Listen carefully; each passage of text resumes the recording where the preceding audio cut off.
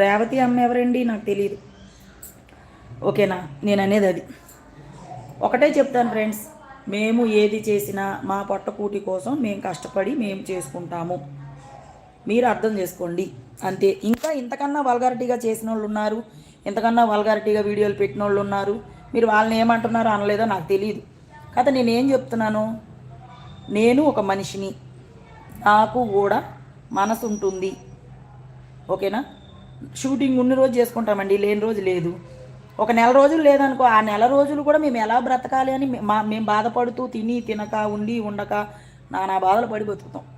ఓకేనా, చూడడానికి ఏదో మంచిగా కనిపిస్తాం కదా, మేకప్లు పూసేసుకుంటాం కదా అని మా దగ్గర లక్షలు ఏమి ఉండవు. ఓకేనా ఫ్రెండ్స్, దయచేసి అర్థం చేసుకోండి, ఎవరు బ్యాడ్గా అనుకోకండి.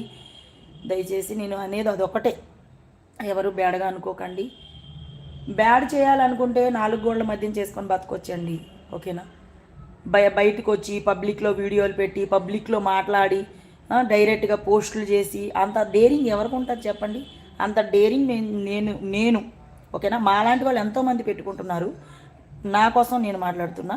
నేను ధైర్యంగా ఈరోజు బయటికి వెళ్ళా, ఈరోజు పబ్కి వెళ్ళా, ఈరోజు షూట్కి వెళ్ళా, ఈరోజు రొమాంటిక్ వీడియో చేసా, ఈరోజు డబుల్ మీనింగ్ వీడియో చేసా, ఈరోజు నేను ఎక్స్పోజింగ్ వీడియో చేసా అని డేర్గా పెడుతున్నాను, గుర్తుపెట్టుకోండి. ఓకేనా, ఎందుకు పెడుతున్నాము?